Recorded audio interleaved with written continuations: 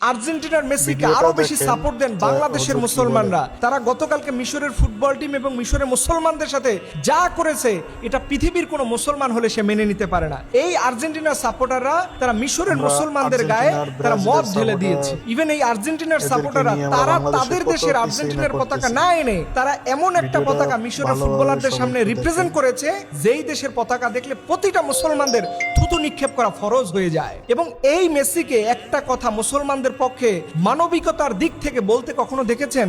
এই যে আমাদের ফিলিস্তিনের এত মানুষকে দুনিয়া থেকে বিদায় করা হয়, আপনি মেসির মুখ থেকে একটা টুটা শব্দ মুসলমানদের পক্ষে কখনো বলতে শুনবেন না। ইভেন এই লোক যখন মুসলমানরা মারা যায়, ট্রাম্প সাংবাদিক সম্মেলন করে, সেখানে গিয়ে দাঁত কেলাইয়ে হাসি দেয়।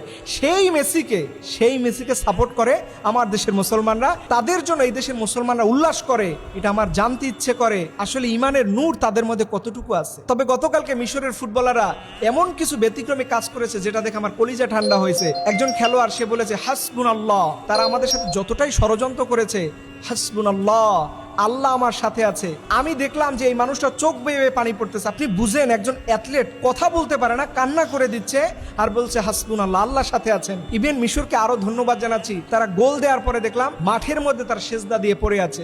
এটাও একটা মুসলমানদের পক্ষ থেকে মেসেজ ওই গ্যালারির সকল অন্য ধর্মের মানুষের মধ্যে পৌঁছে গিয়েছে। ইভেন দেখা গিয়েছে মিশরের ফুটবলাররা খেলার আগে কোরআন তেলাওয়াত করতেছে। আপনি মানেন আর না মানেন যে কোনো যুক্তিতর্কে, কিন্তু দাওয়াতি প্ল্যাটফর্মে এই তিনটা কাজ কত যে ভ্যালু ক্রিয়েট করবে এটা আপনি চিন্তাই করতে পারবেন না।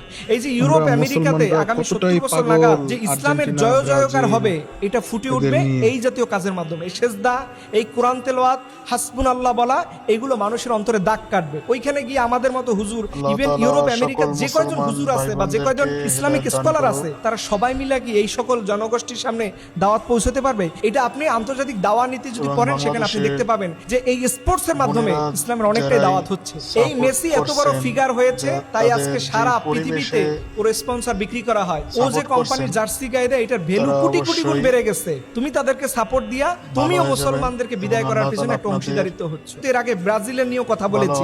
আমি কিন্তু কোনো দলের পক্ষপাতিত্ব না, আমি চাই ইসলামের পক্ষে থাকতে, আর আমি চাই আমার ভাইরা যেন ইসলামের পক্ষেই থাকে, আমার ভাইরা যেন আমাদের জালিমদের পক্ষে না যায়। আল্লাহ রাব্বুল আলামিন যেন আমাদের সবাইকে ইসলাম বুঝার তৌফিক দান করে। সকলে আমিন।